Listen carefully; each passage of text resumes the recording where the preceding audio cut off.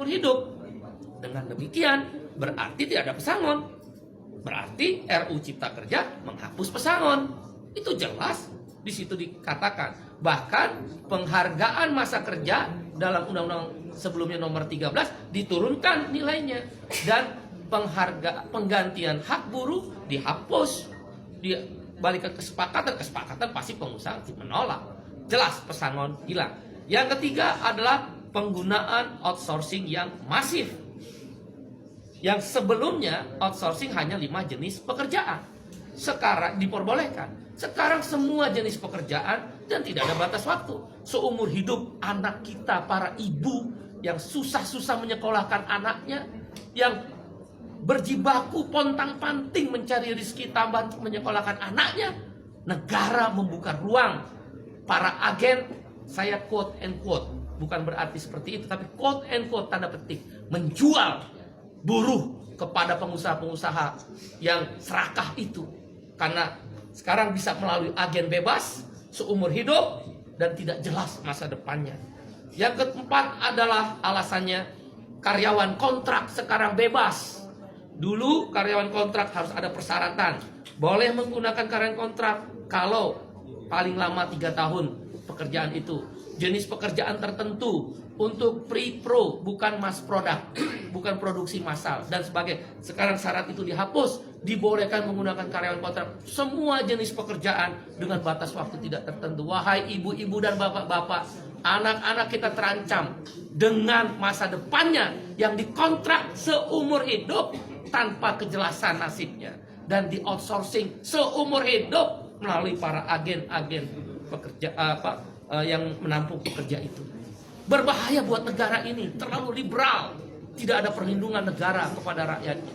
Yang kelima adalah social security, jaminan sosial dihapus, khususnya jaminan kesehatan dan jaminan pensiun. Dengan berlakunya upah per jam atau istilah dalam undang RU tersebut persatuan waktu, maka tidak ada lagi kewajiban untuk membayar jaminan kesehatan dan jaminan pensiun. Bagaimana menghitung pensiunnya dengan upah per jam?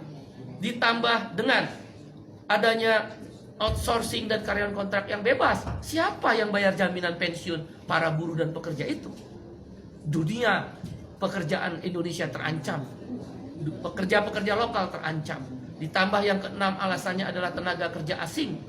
Dulu harus mendapatkan izin menteri, sekarang hanya sekedar pengesahan tanpa perlu izin menteri. Siapa yang kontrol bahwa buruh kasar tenaga kerja asing bisa masuk?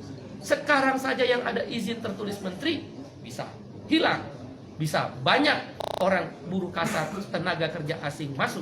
Sudahlah outsourcing, sudahlah kontrak bebas, sudahlah upah murah, sudahlah masa depan tidak ada. Buruh-buruh asing bisa bekerja di startup. Startup dan lembaga pendidikan sekarang bebas untuk memakai jasa tenaga kerja asing. Itu berbahaya, mengancam pekerja lokal. Yang ketujuh adalah yang kita sebut dengan waktu kerja. Sekarang ini maksimal adalah 7 jam sehari dalam 6 hari kerja, Senin sampai Sabtu, atau 8 jam sehari dalam 5 hari kerja, Senin sampai Jumat. Dalam RUU Cipta Kerja dihapus semuanya. Hanya dikatakan maksimal 40 jam seminggu. Berarti orang boleh bekerja, buruh dipaksa bekerja 14 jam seminggu. Dan buruh tidak diberi waktu istirahat, karena lemburnya boleh 18 jam dalam sehari. Dalam seminggu, maksud saya 18 minggu. Waktu kerjanya tidak lagi 7 jam atau 8 jam. Ini berbahaya untuk masa depan perlindungan kaum buruh. Dan hal-hal lainnya adalah sanksi pidana dihapuskan dengan RUU Cipta Kerja yang baru ini. Orang tidak bayar, pengusaha tidak bayar upah, tidak ada sanksi pidana. Terlambat bayar upah, tidak ada larangan. Kalau begitu kalau saya pengusaha bisa bayar upah 3 bulan sekali dong. Di mana negara kalau begitu? Kalau memang tujuannya investasi, kenapa tidak ada perlindungan? Kita setuju investasi, yang tidak kita setuju adalah tidak ada perlindungan. Dan kemudian hal lainnya yang ke-9 adalah bahwa PHK jadi mudah sekarang. Nggak perlu lagi ada negosiasi dan perundingan dengan serikat buruh. Langsung ke PHI, dan PHI bisa langsung memutuskan Pengadilan Hubungan Industrial. Jadi karena itu kami berpendapat 9 alasan KSPI menolak RUU Cipta Kerja yang sudah resmi diserahkan DPR akan dilakukan perlawanan. Bagaimana kalau kemudian DPR tetap mengesahkan RUU tersebut? Ada 3 langkah yang kami lakukan. 1, aksi besar-besaran selama pembahasan di DPR, maupun kalaulah dipaksa untuk disahkan yang merugikan buruh tadi. Aksi nasional, aksi daerah, bahkan tidak menutup kemungkinan aksi yang melibatkan komponen yang lebih luas. Kawan-kawan mahasiswa, mereka terancam.